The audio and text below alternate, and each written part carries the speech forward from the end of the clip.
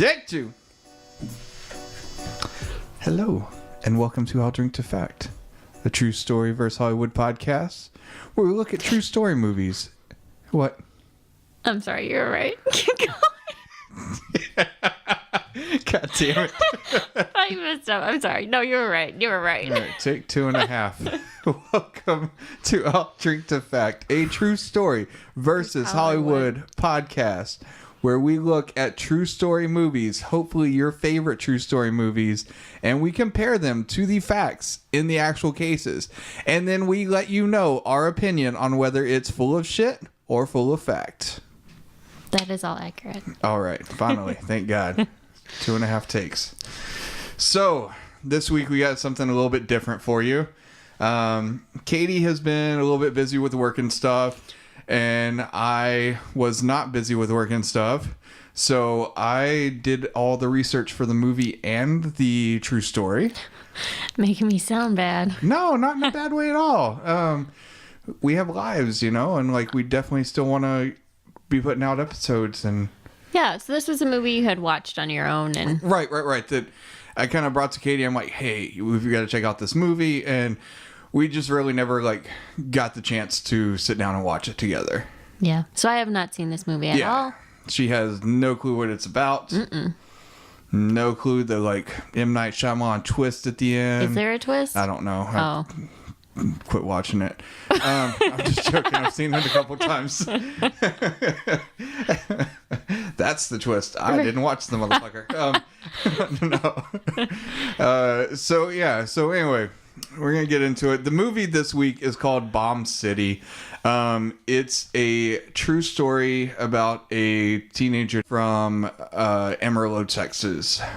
The movie was actually released this year, 2018.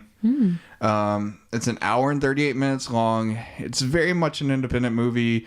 I think it saw like very little theatrical release. It's been in a lot of different like film festivals and things like that. It's won a lot of audience awards. But as far as like, I couldn't find a budget on it. And as far as how much box office it had made, it definitely wasn't much. But like I said, it really didn't see a lot of theatrical. I watched this on Amazon Prime. I think if you have Prime right now, it's free. Don't know how long that'll be the case, but if you're listening to this, chances are you probably have not seen it. I definitely recommend it. It's cool. It's a cool movie. Cool. And it's very, very well done. Unlike some movies that we watch multiple times, the second or third time is kind of like pulling teeth. I actually enjoyed watching this the second time because I was able to look at what the filmmakers had done and the way they had laid out the movie and like really garner a lot more respect for the movie. Cool. Before you watched it a second time, did you look up anything about the true story, or were you just... Yeah. I mean, as soon as I watched it the first time, I was like, holy shit, let me go read the story. Okay. So, yeah. Cool. Can't wait to hear about it. Yeah, so how we're going to do this, since normally like one of us would present the movie, the other one would present the like hard facts. Since I'll be doing both and it's a movie that a lot of people haven't seen, it's going to be a pretty detailed thing of like recreation of the movie. And then instead of just going back into like telling the story, which could make this really long, I'm just going to say what things in the movie were true. Perfect. We'll go ahead and spoil that it's pretty accurate. Okay. Cool. Good to know. All right. So this movie was directed by... Yes, Sam? Oh, I was going to ask if there are any like significant actors in it, but are you going to get into it? Yeah. Sorry. Okay, go ahead. So there are no significant actors in it. Most of these people you have never seen before. I did look up the IMDb on some of them, and they've done things like in the past couple years, but none of them were like A-listers or even B-listers by any means. Okay. Definitely a bunch of nobodies, but very, very well done casting. I thought the acting was great. I was just curious. Like sometimes the independent films can get some big name actors, but yeah. So this was actually the first full length film for the producers and the director. Oh wow. They're from the Dallas area. The producer Sheldon Chick. There's two producers, Sheldon Chick and Major Dodge.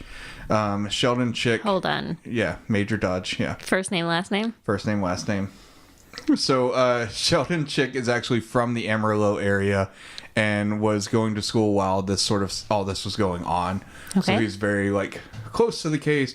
Did Did he actually know the people in the story? He didn't. Okay. I listened to a podcast out of Amarillo about this the other day in preparation for this, and How like he appropriate. actually like met with the families and everything, and wow. like it's very, very. He got like all the permissions from everybody. It was very, very well done. Awesome. And the Jameson Brooks is the director, and it's his first full-length film. Okay, I feel like usually when they get the blessing from like the family, that's usually pretty a good indicator that, well, is accurate or at least handled well. So Yeah, absolutely. Which, you know, in a sense like this, it needs to be handled very respectfully. And when we get to the end, you'll even understand more why it needed to be handled respectfully. So this takes place in Amarillo, Texas in 1997. The film opens up to a large gathering in a parking lot, you know, a big like parking lot party sort of scenario going on. Bunch of teenagers drinking beer, backs of trucks, that sort of thing. Very Texas high school. 4 punk rock guys get out of a car with weapons like chains and bats and start heading towards this group of teenagers that are wearing like leather jackets and white baseball caps. And then we cut to the next scene, which is in a courtroom, and where it appears that one of the punk rock kids is on trial for murder. They're presenting his clothes and the lyrics on them as to why he was the instigator for everything. One of the patches on this thing was for a band named Filth, and like it had a lyric on there that said destroy everything. So they were like definitely saying like, you know, he obviously showed up to the parking lot wanting to like kill and things like that. gotcha. So the next several scenes follow a punk rock kid in sort of a like day in the life of, you know, montage fashion. He's seen hitchhiking, skateboarding, showering in a car wash, which definitely seems like painful because he's got like the wand like straight up going. Oh, gotcha. Like, yeah. High pressure wand. Yeah, exactly. I could think of a couple of things I wouldn't want that to hit head on. So while this is all going on, there's audio from an interview with Marilyn Manson playing in the background. Like a real interview. Yeah, a real interview. That I was able to find the interview online. However, I wasn't able to find like when it was from, what it was on, anything. It's really odd. It's a TV interview that was done addressing like violence in like high schools and things like that, and where it's about blame basically. So it's not like the director went and did it or anything like that, or it's something that's definitely been around for a while. Gotcha. It was like seemed like vintage Marilyn Manson. So, but I couldn't pinpoint when it was from. Even I mean, I spent about 20 minutes trying to find it and couldn't, so I just abandoned. I wonder if it's like from this time period or like the Maybe. 97-ish. Yeah, we'll get to that a little bit later. Like I got a little bit of a clue as to when it was, but like I said, I don't have definite. So anyway, after this little montage, we follow the punk guy and we see a high school football field. And, you know, high school football in Texas is like this massive thing. The whole city gets involved. Then they show like a local worship center sign that's showing support for the local football team. And then you see like a jock pulling up to the football field in a Cadillac. So the whole town is at the football game. We look in, like it takes us into the locker room and we see all the jocks like just talking shit to each other, like hating on each other and like fighting, like just all out fighting. Just being like shitty ass people to each other. Like not like jokingly. Yeah, fighting, yeah. I mean, like they're kind of joking, but then like they're also like straight up like talking shit about each other and people's mamas and stuff. And then the coach is like, "Hey, all right, everybody, let's get together before the game." And then they're like all holding hands and praying, which is, you know, definitely some statement of religion, I'm sure. So then we are shown the punk community and how supportive they are to each other. This punk rock guy shows up to a punk show and he's greeted by the door guy. The guy's name's Brian. He walks in and goes straight to a mosh pit and he's just kind of like in there doing his thing. And then he gets called up on stage to help with a song because, you know, he helped the band like book the show. So the next scene shows Brian telling a girl outside not to smoke before being approached by more punk rock guys. One of the guys calls him Sunshine and asks him for confirmation that skinheads are racist. To which Sunshine asks not to be called Sunshine anymore, before telling him to do research and realize that skinheads were around long before it had racist connotations. We find out later that the skinhead guy is Brian's brother. So the guy who asked him if skinheads are racist was his brother? No. That's another guy named King. So the guy that asked Sunshine to agree with him, his name is King. Okay. We meet him in just a few minutes. So he was not a skinhead. No, he wasn't a skinhead. He was very much a like punk, had the like mohawk and stuff like that. Brian has like this big green mohawk. Then Brian sees a kid sitting out back and takes him under his wing. He like compliments his hat and then introduces him to the band and gets his hat signed. And listening to the other podcast, I actually learned something cool about this little snippet. The kid sitting out back, he's probably like 11 or 12 years old. Okay. Definitely probably shouldn't be there. But he's wearing a like U.S. Postal Service hat. Okay. Then Brian like walks up and he's like, "Hey man, that's a cool ass hat, you know?" And the kid's like, "Oh, thanks." And it was actually a toss up to Brian when he was at that age. Apparently, there's a lot of pictures he used to wear a U.S. Postal hat, so it was kind of a literal tip of the hat to Brian in the movie, which I thought was kind of cool, little personal touch they put in. So next we go to a local diner and we see 3 football players, including a jock named Cody Cates. And they had just lost. It was like a playoff game and they got like obliterated, so they're all pissed off. The jocks are known locally there as white hats because of their proclivity to wear white hats with the name of obscure colleges on them with obscene acronyms. I actually was in high school at this time, and I remember these hats very, very much. So they would have like this one, for example, it was Furman University Christian Knights. Okay. And it just spells out fuck, basically. Right. And it's a real college with a real like mascot. Really? Yeah, it is a real thing. This college actually I read in, they had to change their like mascot. Right? Did no one think about this? Apparently not. So yeah, and there were lots of them. There's one that smells like tits and like different things, and I didn't bother looking them all up. Like I said, I remember these. There was like the Gamecocks. It just said like cocks on it, you know, so they weren't all acronyms, but some of them were just like blatantly obscene. Anyway, so they want to get drunk, and they realize it's like 12:15 in the afternoon. No, at night. So in Texas, state law prohibits the sale of beer and alcohol after midnight. Okay.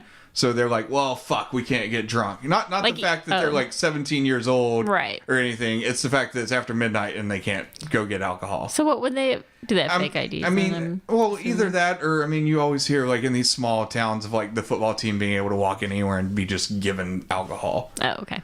So anyway, at the diner, the punks pull up and the jocks, like their whole demeanor changes. They're like on guard, like sitting up straight, like some shit's about to happen.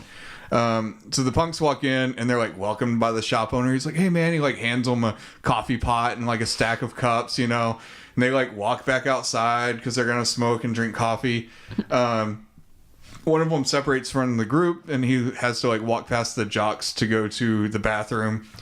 He walks past them. He's like, you know, eyeballed by the jocks. And when he comes back out, they call him a faggot. And, the punk walks out and he's like just kind of talking shit about them to his friends.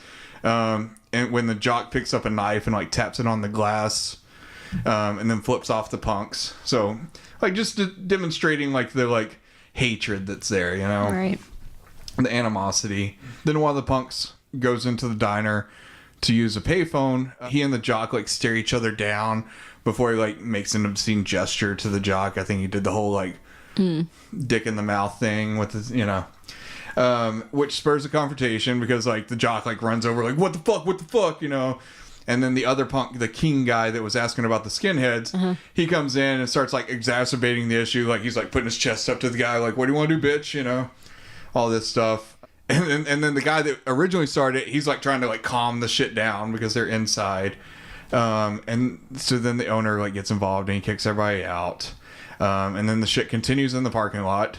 Finally, the jocks get in their car and go to leave, but not before Cody, who is the guy in the Cadillac, by the way, drives his Cadillac over the curb and at the punks, which they move out of the way. He misses, but like one of them like hits the windshield and cracks his windshield. A person?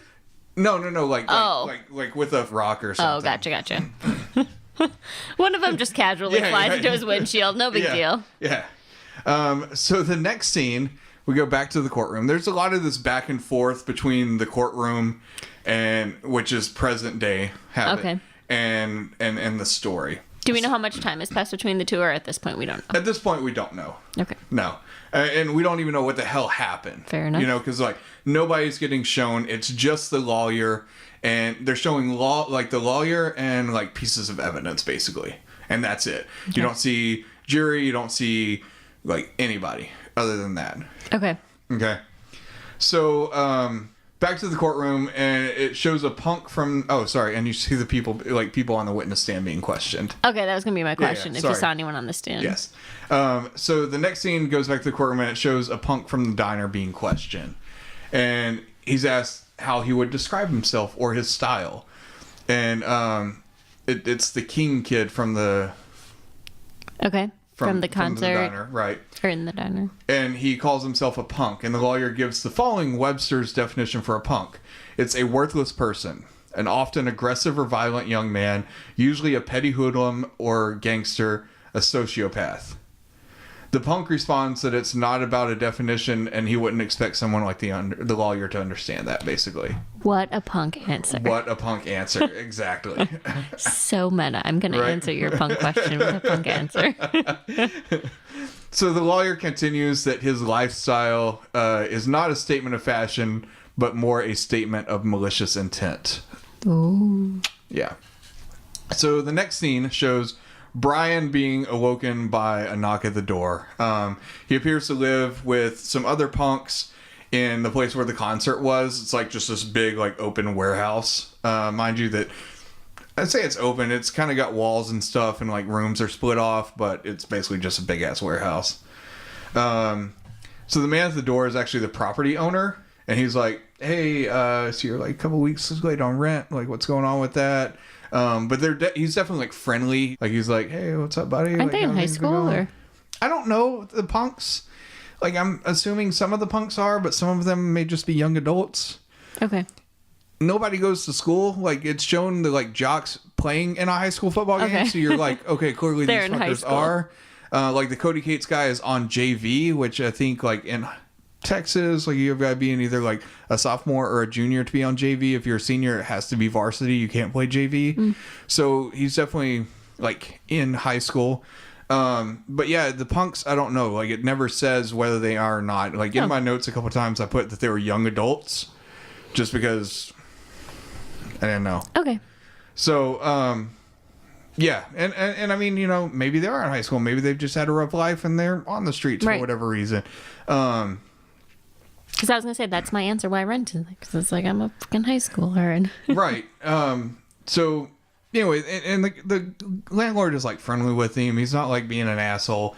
And Brian hands him like the door money from the show last night and asks for a week to come up with the rest. And the landlord's like, "All right, man, you know, that's all I can give you is another week. Like, you know, my bills are behind at this point, and you know, just you know, help me out, help me help you. You know, I like what you are doing here with the local music scene and stuff like that, but you know, I've got to be able to pay bills." So he was cool about it. So the next scene shows Brian with his dad. So maybe not a like troublesome home thing because he's like visiting his dad. And he seems supportive of Brian's lifestyle, but voices how it may be hard for him to get a job while he's looking like a wild Indian because Brian has this like massive green mohawk that's fantastic. And anyway, so then they go inside. Brian's mom is there and she's like cooking breakfast for like everybody. Brian's brother's there. Another punk just randomly shows up. Like, it's like an open door and she's just there fucking cranking out eggs and pancakes and shit. So anyway, Brian's mom is like, "You know, I'll call my friend out at the salon and get you in for a haircut," you know. So like clearly that passive aggressive, like, you know, shit. So anyway, then they leave the house, like, you know, so it was a good scene with the parents. And the next scene shows Brian and his brother helping a local artist named Stanley Marsh make these fake street signs that were part of a large art project that displayed fake street signs in yards all around Amarillo. And they had just like different sayings or like maybe like a little like image or something on them. And this was an actual project. Like, this guy Stanley Marsh this gets into the true story a little bit, but he is the owner of the land where Cadillac Ranch is. Oh, okay. Which, if you are listening, you don't know what Cadillac Ranch is. It's like it's off of Route 66. It's a like major touristy thing. It's an art installation. Basically, it's like 10 Cadillacs that the noses are buried in the ground, but the like tail fins are basically sticking up. They're 10 different models of Cadillac. And people go out there and spray paint their name on it, and it's an open art installation basically. It has actually been moved since it originally opened. Okay. But Stanley Marsh is the guy that owns the property where it is. Currently. He's not the one that did the art installation, but he owns the property. Oh, cool. Actually, Stanley Marsh is dead now, but not cool. he just died a few years back. Oh. But so, well, we'll read a little bit about Stanley Marsh before you go, ooh. Okay. He, in the past few, I don't want to taint anybody's opinion of Stanley Marsh. I'm sure at the time he was a pleasant person. In about, I think it was 2014, he actually got charged with like sexual deviance or something of like 2 teenagers or something. So, ooh. Yeah, I don't know the whole story. So he definitely got charged with it. So more than likely happened. I don't know the case, the surroundings, what happened, so I don't want to like judge too quickly, but that's the case. It's out there. It's out there. And then he died in prison, I believe. Oh. So, yeah. Sorry, we got on a tangent there. So anyway, Brian and his brother are helping make these fake street signs for this guy who was a savior to the community at the time. Okay. Right. This is 17 years before he had sex with a teenager, apparently. They probably weren't even born at the time. I was going to say, that's so gross to think about. Right? It's fucked up. So anyway, later that night, Brian skateboarded to his landlord's house. You could tell it was definitely like late. There was no lights on in the house. Instead of like waking him up, he just like put the money in an envelope and like left it in his like mailbox on the front door. Okay. Which I thought was really cool, like, and I guess he got the money for helping Stanley Marsh put up the signs or whatever the case. So after leaving there, he's just skateboarding around Amarillo. And then he's approached by some jocks in like a jacked up truck.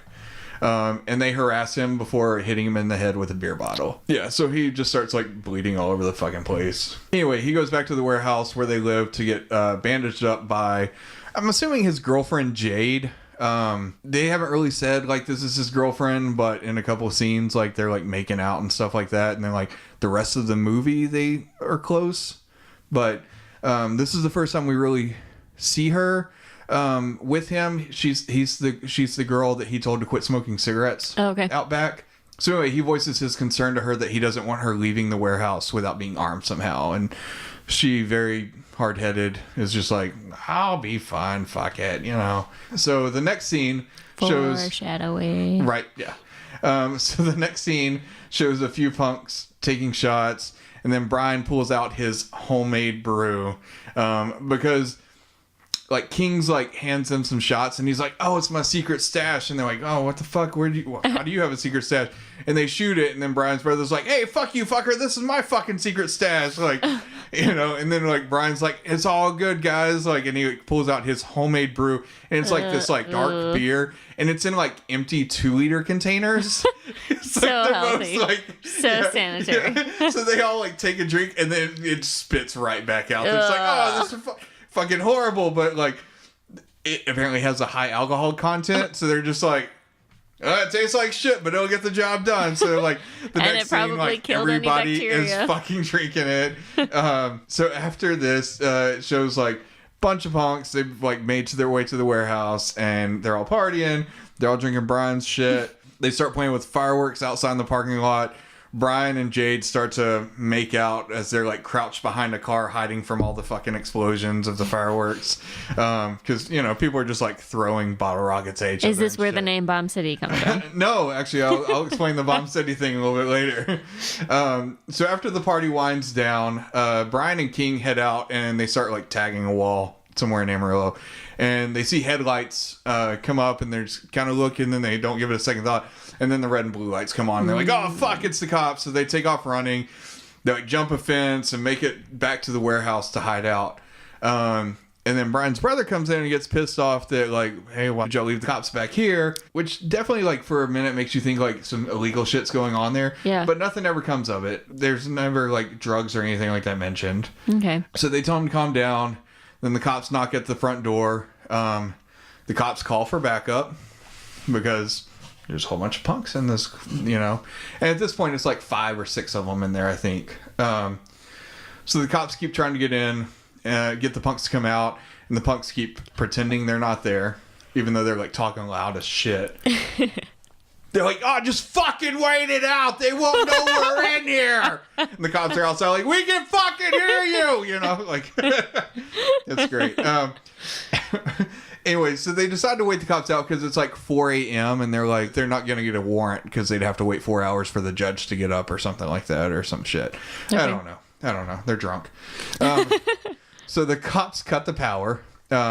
Once they realized that I think they were siphoning power from next door or something, which the cops made a big deal about, but then it never gets mentioned again.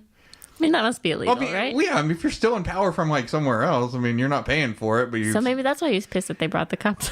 Maybe okay, fair enough. But they're gonna figure out like the cops are power. like, "Do you see this shit?" And he's like, "Oh, I see that shit," and then it like never gets mentioned again. Oh, really? Yeah. So I don't know if they just like they're like, "Oh, we can cut it right here." So anyway, they like cut the power. They break in the door, chase the punks through the warehouse before arresting them. Like King is like resisting. Fighting. He finally gets handcuffed and he keeps mouthing. He's like, fuck the police, you know, like, fucking, you know, yell at you and whatever as he's yelling at them. And then so he's arrested and the cops like straight up pepper spray him in the face, even though like all he's doing is talking. They're just like trying to get him shut up and they're like, yeah, how you like that shit? And anyway, it's basically just showing like the cops are like, you know, think trashy of them.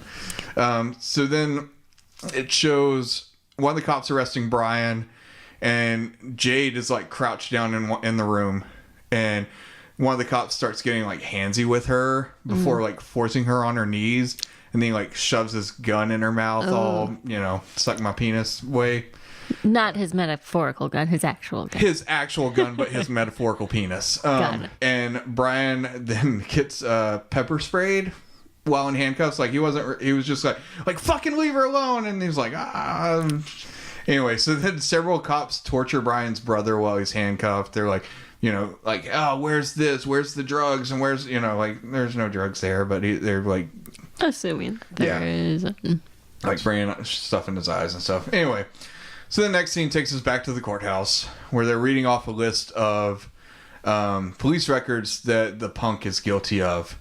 The unshown punk, the one that they showed the like his jacket and stuff at the very beginning, and they're like underage drinking, multiple accounts of excessive noise, multiple arrests including minors in possession of alcohol, minors consuming alcohol, public intoxication, drug paraphernalia, resisting arrest, and assault of a police officer. So maybe with all these minor charges, maybe they are, you know, or should be in high school. Or at least under 21. So, whatever the case.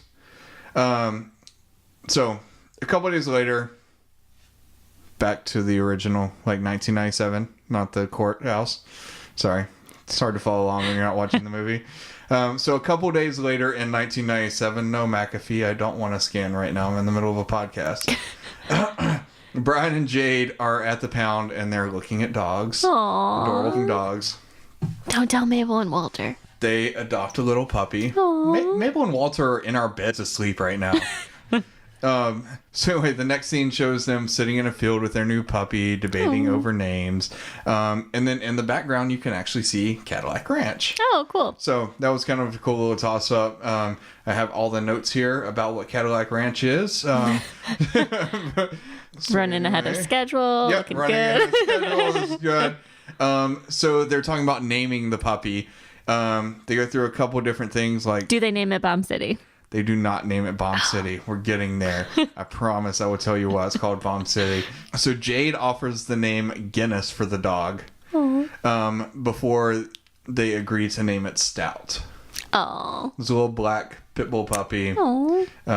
It was fucking adorable. Oh, that reminds me. We forgot to do what's in your cup. Oh, yeah, sorry. My cup was sort of like a candy soda. I put some peach vodka, a little amaretto, some cranberry juice, a little sweet and sour mix, and then topped it off with some club soda. And it tasted like a candy soda. It was really good. It was really fucking tasty. What's in your cup, babe? Thanks. It's it's just an amaretto and soda concoction that I'm calling an adult cream soda. And it is fucking delicious as well. Yes. All right, now back to our regularly scheduled program. Yep. So after they agree to name the dog Stout, Jade begs Brian to share the lyrics of one of his songs with her, because he had a notebook there, but of course plays the whole like, oh, these are my personal thoughts and shit. I don't want to share it. And she's like, please, please, please share it with me. And he's like, just for you, babe. And I don't know if that's exactly how it goes, but that's how it goes in most of the movies. That's how I'm imagining it. So the lyrics were, my entire life, people try to rattle my cage to force me to explode from the inside out. Testing me. Trying to find my breaking point. My mother would say, son, step in from the cold. And my father, just the same. He'd say, don't ever lose your self-control. But I opened the window. I let the cold air flow. I lost my self-control.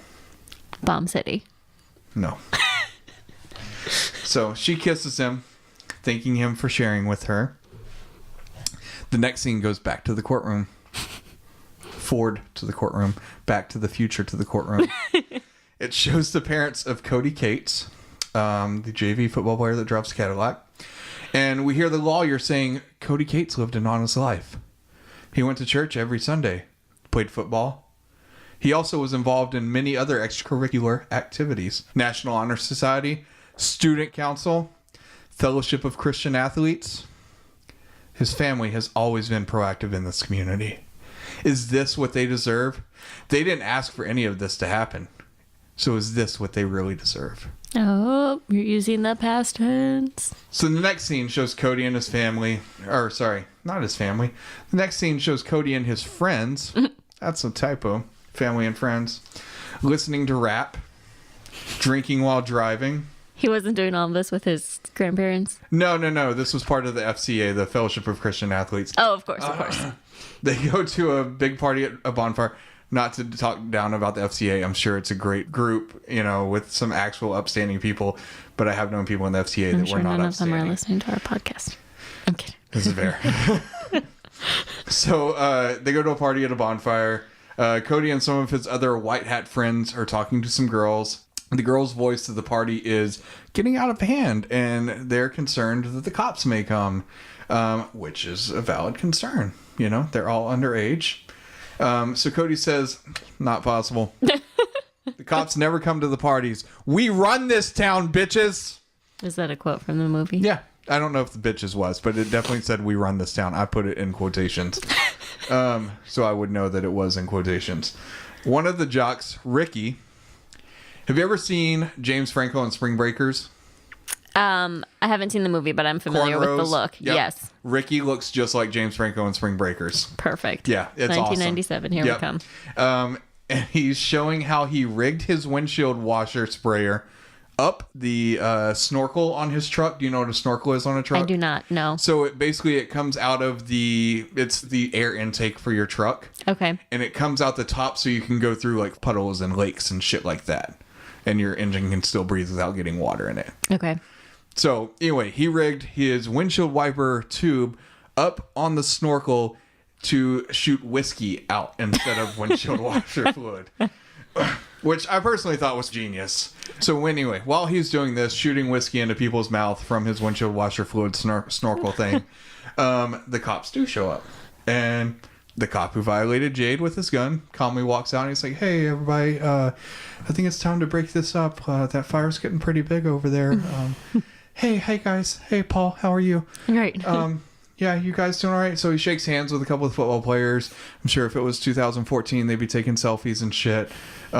He's like smiling, laughing. He thanks the white hats for peacefully dispersing.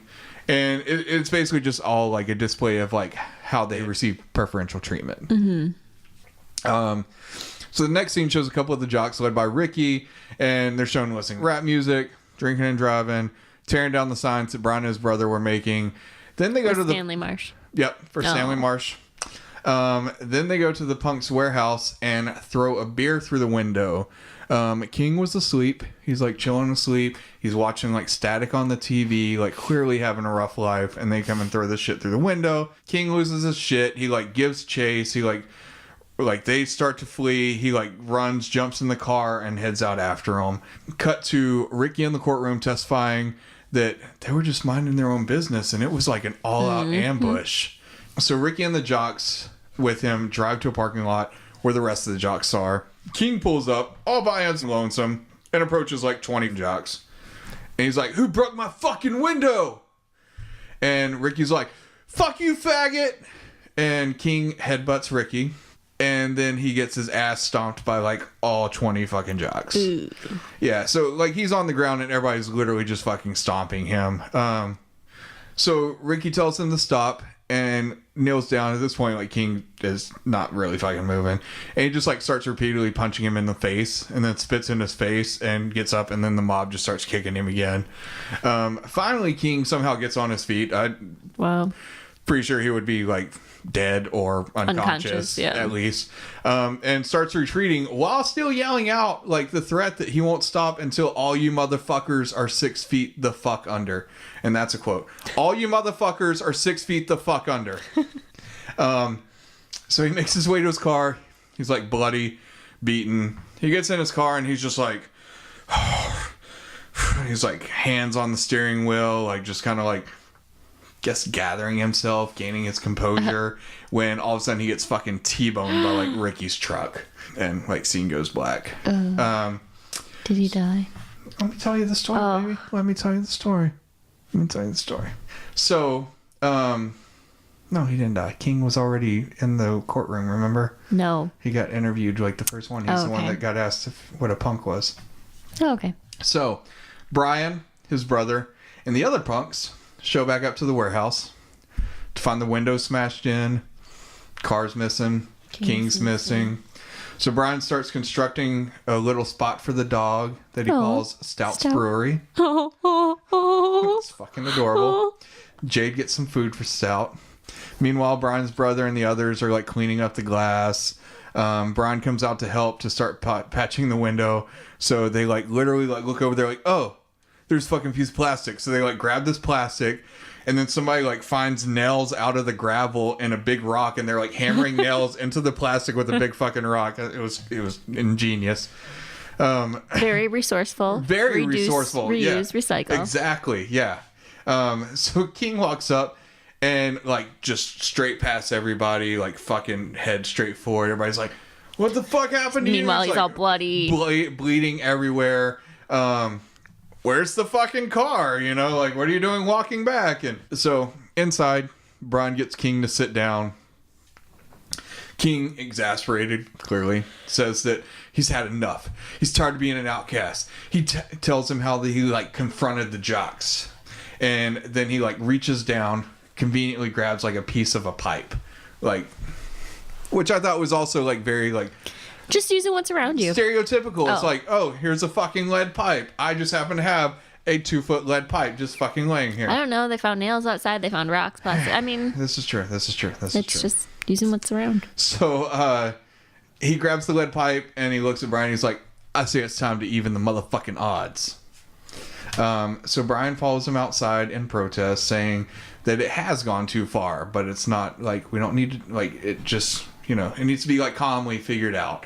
But King is like pushing, and he gets the support of the other punks. Meanwhile, Jade now is trying to calm everybody down, but their minds made up. They're like, fuck this shit. And like, even Brian is convinced. It's like 12 angry men outside, you know. And he tells Jade, he's like, look, I've got to support them. They've always supported me. I've got to do this. And tells her, like, you get your, like, you come along too, you know.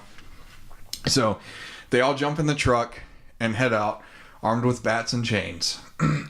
So this is, now we're back to the like start of where the movie started?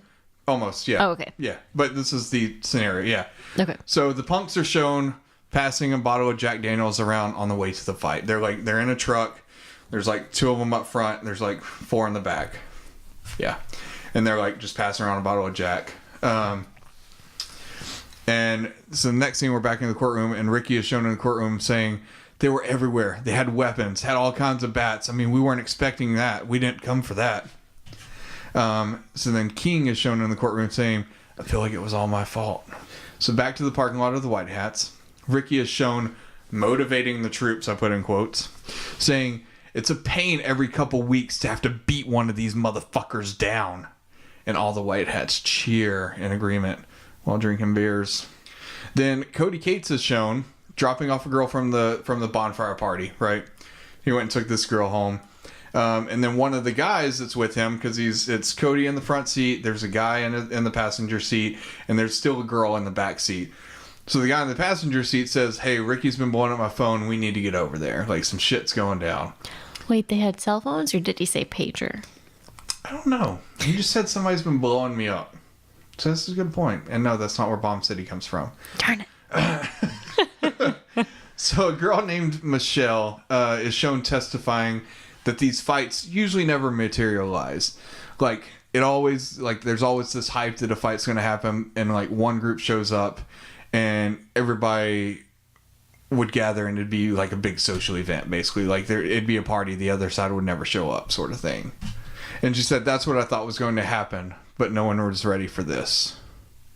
Dun dun. Dun dun. So the punks arrive at the parking lot where all the jocks have amassed. Now we're back to the beginning. Okay. They park facing a mob of jocks led by Ricky. They look hungry for blood. They're taunting and begging for a fight. They're like, come on, punks, let's do this shit. I will take off my white hat that says tits to beat your ass. So the 6 armed punks run headfirst into the crowd of 20 or so unarmed jocks. It was like the Spartans against the Persians, except the Spartans had bats and the Persians had hats. So Cody... And the fox sat on a box eating lox. There we go. Dr. Seuss wrote this shit. So Cody drives up to the parking lot in his Cadillac to see the brawl already underway. With him are his friend Davis in the right seat and a girl named Michelle in the background, or in the back seat. The Michelle that testified. Okay. She pleads with Cody and Davis for them to leave. And Davis tries to get out of the car to go join the fight, and Cody's like, no. He says, wait, I'm a ninja in my caddy. No, is that what he said? That's a fucking quote. That is from the court documents. This bitch said, I'm a ninja in my caddy. Okay? So Michelle starts begging for them to leave. And Cody drives straight through the fight, bumps a few people. Davis is like, let me the fuck out of here. And Michelle's like, I just want to let's just fucking go. And Cody turns around the car and starts going back through the crowd when Brian Deneke is like fighting with somebody and shows up in Cody's headlights. And Brian like sees us and he turns and he starts to run like to get out of the way. And Cody just like guns it. And Brian's body disappears under the hood and pops out from under the back tires. And Brian is like fucking maimed. Ooh. So Cody laughs and he says, yeah, I bet he liked that one. Cody drives away smiling. This basically ends the fight. All the jocks start cheering. Brian's brother runs over and yells for somebody to call an ambulance. Mm-hmm. Brian's like wheezing, struggling to breathe, just like fucking ripped up. And then he dies. Basically, Michelle is shown like losing her shit in the back of the car, crying, asking what if he's dead? What if Cody killed him? Cody's shown dropping off Davis, dropping off Michelle, and says that, you know, if anybody asks, he'll just say that he was alone. Like, they weren't there, and they're like, but we were there, you know? So then Cody is shown kind of like tearful and a bit pensive before he starts just like lashing out in frustration at his decision. Like, he's just like, what the fuck did I do? Like lashing out, like at him, like yeah, he's just like hitting the like steering wheel and any... like hitting the seat and everything like that, you know. So then Brian's brother is shown like calling his parents from a payphone where this happened, which was in a parking lot of Western Plaza Mall. It's a mall that used to be in Amarillo. It's not there anymore. So anyway, then we go back to the courtroom, and Michelle's on the stand testifying. She said that Cody's thoughts that night lay in intimidation and fear, but not hatred. But with that said, what he did was still wrong. And then addressing the lawyer says, and you cannot defend what he did. So then for the first time we see that like Cody's on trial. Okay. Which, watching it the second time, like I think it was really brilliant the way that they did it, because the whole time they make you feel like one of the punks is on trial for a murder. Yeah, I was just going to say, didn't you say Brian testified? No? No, Brian didn't testify. Brian's brother testified. Okay. Because I thought maybe that was the M. Night Shyamalan twist. You're like, Brian died. No. And then at the hospital. No. He's brought back to life. Okay. So No. he died. Brian died. Okay. But yeah, the whole movie, basically the defense attorney, his whole strategy was to prove that Brian was the aggressor and that this Cody Cates character was acting in self-defense, I guess, basically. Even though he was the one who had the car. Right. Wow, and that's so today the defense attorney was like, oh, Cody's family doesn't deserve this. Right. And he's basically like, trying to show that like Brian was less of a person. Wow. Which, going back and watching the second time, like, I was like really brilliantly done the way they did it. Okay. And so for the first time we see Cody at the trial, and then there's a slow motion shot that shows Cody like with a smile on his face as he was like running down Brian Deneke in the car. And then we go to the next day, because Cody basically left the scene of a crime. Right, in the car, the murder weapon. So the next day, the police are at Cody's parents' house looking at the car as part of their investigation. They open the trunk, and there's like empty beer cans all over the place. There's blood down like the length of the car. The prosecutor is then shown giving his final statement. You only see the prosecutor this one time, which was all part of the way that they were shooting the movie, obviously. Right. And I wrote down the final statements in whole to deliver. I couldn't find court testimony, like court documents, to like show whether these were the actual closing statements. Okay. I kind of have a feeling like with the way that things were that they are, with the like other facts that were put into this, but I don't know for 100% fact that they are. Okay. So the prosecutor says, we believe that the evidence will convince you beyond a reasonable doubt that this was not an accident, that this was not justified, and that the defendant intentionally and knowingly murdered Brian Deneke. He never attempted to apply his brakes or turn his steering wheel as his Cadillac had approached Brian. He fled the scene of a crime and he lied to the police. When the medical examiner described Brian's injuries, he had concluded that Brian had likely remained conscious as his body was dragged underneath the wheels of the Cadillac. The impact was so severe that his collarbone had been torn free from his shoulder. Oh my gosh. Our young people on both sides of the aisle in this community need to be told by the 12 of you that what you do carries with it consequence. No matter who you are, no matter what you look like, no matter how you dress, I don't expect you to enjoy sending this young man to prison. I expect you to do it with a tear in your eye and your heart in your throat. President John Kennedy said, we do things not because they are easy, but because they are hard. Today I ask you to do the hard thing. I ask you to send a message to this community that all young people, all of them, will suffer the consequences of their actions, and that you are holding Cody Cates unconditionally responsible for the death of Brian Deneke. Which, I mean, like, even still reading it there, I was just like, I got fucking goosebumps everywhere. But, so then the defense came to make their closing statement. And that statement was, destroy everything. That's what the patch said. That was his, like, opening gambit. Is this the message we want to send our children for generations to come? Destroy everything. Ladies and gentlemen, this is not a case about diversity or tolerance. This is not about judging people for the way they dress. This case is about a gang of young men who chose a lifestyle designed to intimidate those around them, to challenge authority, and to provoke a reaction from society itself. When those punks brought bats and chains out there with them to Western Street that night, a conspiracy was put into play to kill and maim those high school students. Cody had no time to think or ponder. He had to take immediate action, and he took it. And if he had to live it all over again, he would do it again. You see, what Cody Cates faced out there that night was a bad combination. A mean drunk with a weapon, and somewhere in the infinite processes that shape a boy into a man, something happened to Brian Deneke. The manner of his death was, unfortunately, the end result of a long list of poor choices over the last 6 years of his life. You could even argue that he was destined to die the way he did. He was a violent individual, and it took violence on Cody Cates' part to put an end to further violence and to save an innocent life. Let this boy go home, restore him to his family, because he did the right thing. Wow. Yeah. Cody Cates' real name is Dustin Camp.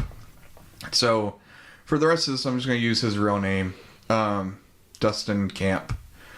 So, Dustin was found not guilty of the murder of Brian Deneke. Really? He was convicted of voluntary manslaughter and given 10 years of probation and a $10,000 fine that was ultimately dropped. Really?